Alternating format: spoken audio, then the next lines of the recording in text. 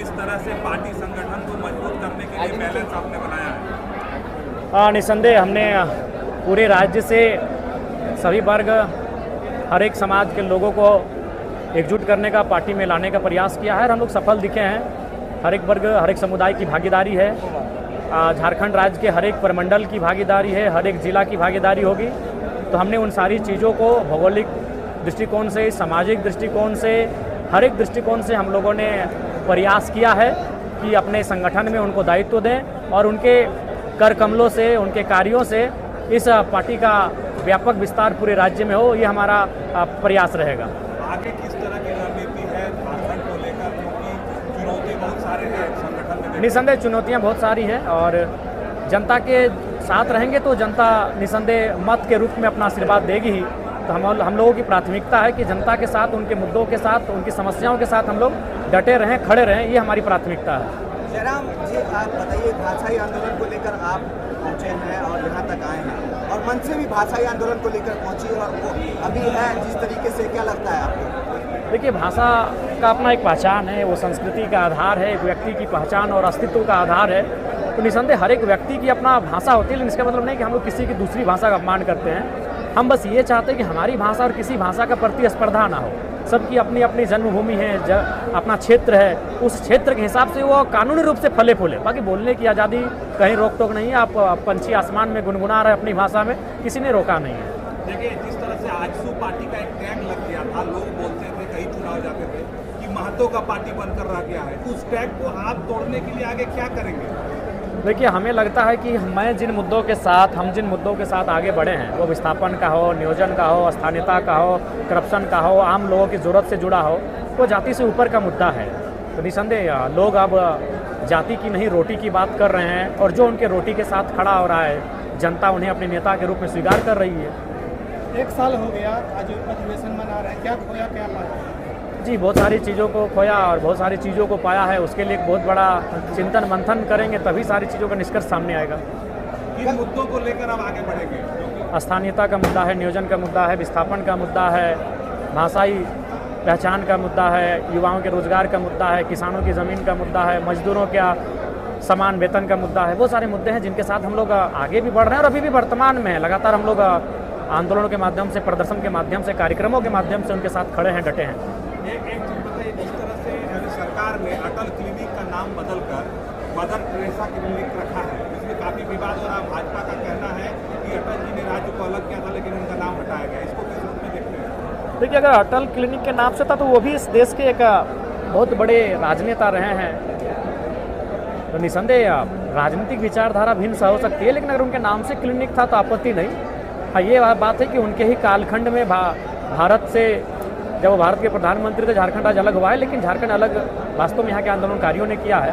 तो निसंदेह किसी के सम्मान से छेड़छाड़ नहीं करना। वो देश के प्रधानमंत्री रहे, अब तक उनके नाम से योजना थी तो चलने देना चाहिए था। एक चीज़ बताइए, आपके सवाल ये है कि जेपीएससी का रिजल्ट आया, काफ़ी आंदोलन हुआ, 2 जेपीएससी के एग्जाम में काफ़ी धांधली हुई, लेकिन आप रिजल्ट को अगर देखते हैं, आपने रिजल्ट का आकलन किया होगा? नहीं, आज हम लोग जस्ट अभी रिजल्ट आया है तो हम लोग आकलन करने के लिए शिविर बुलाए हैं, बैठक बुलाए हैं। उसके बाद उस पर हम लोग विशेष बात करेंगे। अच्छा जयराम, कल आजसू पार्टी का भी एक बहुत बड़ा कार्यक्रम बोकारो में होना है, बोकारो को क्यों चुना गया और बोकारो में ही कार्यक्रम? ये तो हमें आइडिया नहीं है, सवाल आप उनसे पूछें तो शायद बेहतर होगा। विधिवत प्रक्रिया है चयन की, उस प्रक्रिया के माध्यम से हम लोगों ने आज अपनी जो केंद्र कमेटी है, सेंट्रल बॉडी, उसका हम लोगों ने विस्तारीकरण किया। पार्टी में कुछ आंतरिक संशोधन किया गया, कुछ प्रस्ताव लाए गए, उन्हें मंजूरी दी गई और साथ ही साथ हमारे जो अगले अधिवेशन जब आएगा उससे पहले हम लोग क्या करेंगे इस राज्य के लिए, उन विषय पे चर्चा की गई और उन सारे चीज़ों को हम लोग फिर पुनः चुनाव आयोग को, जो एक विधिवत प्रक्रिया होती है एक रजिस्टर्ड पार्टी की, उस प्रक्रिया के अधीन भेजेंगे। आज के अधिवेशन से क्या प्रभाव पड़ेगा भविष्य में पार्टी का? देखिए, कोई भी चीज़ें जिस प्रकार से रिजल्ट आता है, रिजल्ट से पहले आप रजिस्ट्रेशन करते हैं, फॉर्म फिलअप होता है, तो अब रिजल्ट आएगा आज के अधिवेशन के बाद। बहुत सारे अधिकारियों का फेरबदल किया गया, चर्चा किए। देखिए, फेरबदल तो उसमें सरकार का हाथ होता है, उसमें विधायक का कोई रोल नहीं है। जी, किन मुद्दों पर ज्यादा चर्चा किया है? आज हम लोग की आने वाले दिनों में हम लोग इस राज्य के युवाओं, किसानों, महिलाओं के जो हक हैं, अधिकार हैं, उनके लिए हमारी आवाज़ सशक्त तौर पे हम लोग अपनी आवाज़ को बुलंद करें। जयराम जी, आपका पार्टी आंदोलनकारी का पार्टी है, जितने लोग आंदोलन किए या संघर्ष के उनको सम्मान मिला है आज जितना जी, लगभग आप जाके फीडबैक ले लें। अब हमें ये नहीं कह रहे कि हम लोग 100% संतुष्ट कर पाएंगे किसी को। 1-2% अगर किसी की असहमति हो सकती है, लेकिन आप फीडबैक ले सकते हैं। हम लोगों ने सबको बहुत अधिवेशन से पार्टी को कितनी मजबूती मिलेगी? निसंदेह पार्टी को एक बूस्टअप एनर्जी मिलेगी जो विगत आने वाले अधिवेशन तक कायम रहेगी। लेकिन बोकारो में अधिवेशन खास करके जगह चुना गया। देखिए, धनबाद बोकारो हम लोग का सृजन भूमि है और धनबाद बोकारो को हम लोग पहले कार्यक्रम में प्राथमिकता देते हैं। लोगों का कार्यक्रम राजधानी में होता है, हम लोग बोकारो धनबाद को प्राथमिकता देते हैं। लेकिन जनता दुखी है किस प्रकार से बंद कमरे में आप लोग अधिवेशन कर रहे हैं। ना देखिए, हम लोग जनता से माफी चाहेंगे, जनता से माफी चाहेंगे और इसीलिए हम लोगों ने किसी को सूचना भी नहीं दिया था। ना हम खुद सोशल साइट पे टेलीफोनिक सूचना हुई थी, केंद्रीय कार्यकारिणी को भी टेलीफोनिक और फाउंडर मेंबर की सूचना हुई थी। सर, ये पार्टी के द्वारा कहा गया कि पार्टी जो है संविधान के प्रति सच्ची श्रद्धा और निष्ठा रखेगी, पर कहीं न कहीं हमारा देश शांति प्रिय देश है और आपकी पार्टी में केवल आग्रेसन दिखाई पड़ती है, ऐसा क्यों? देखिए, नहीं, समय की मांग है। जैसे हम लोग जहाँ जाते हैं वहाँ, जैसे अभी बागमारा में जो घटना घटी, लोग दब गए लेकिन उसके बाद भी लिपापोती हो रहा है, तो वहाँ एग्रेशन दिखेगा कुछ ही लोग का, वो बहुत गलत हुआ है। तो कुछ चीज़ें ऐसी आती हैं जहाँ एग्रेशन दिखता है। धन्यवाद। जेपीएससी का रिजल्ट है, क्या कुछ कहिएगा? देखेंगे, अभी नहीं देख पाए चूंकि सभी आपके समाज के बहुत कम लोगों का जेपीएससी में चयन हुआ है, क्या कहिएगा? महतो समाज के बहुत कम लोगों का चयन हुआ है। नहीं हुआ है। अच्छा, हम लोग तो अभी जस्ट फोन आया था, वो सम्मानित करने के लिए बुला रहे हैं, हुआ है जो, लेकिन हाँ अभी और अच्छा करने की आवश्यकता है।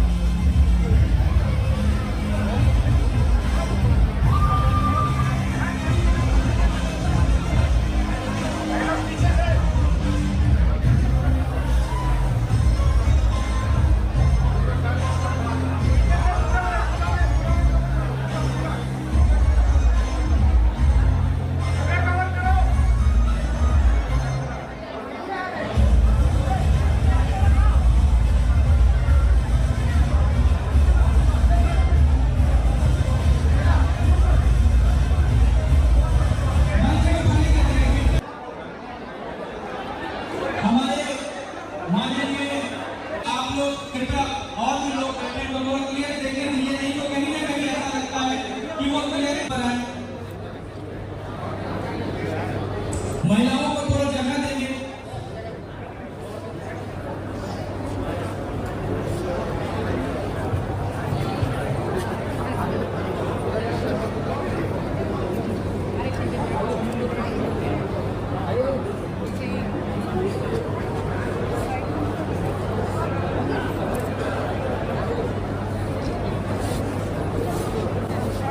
आइए, आपके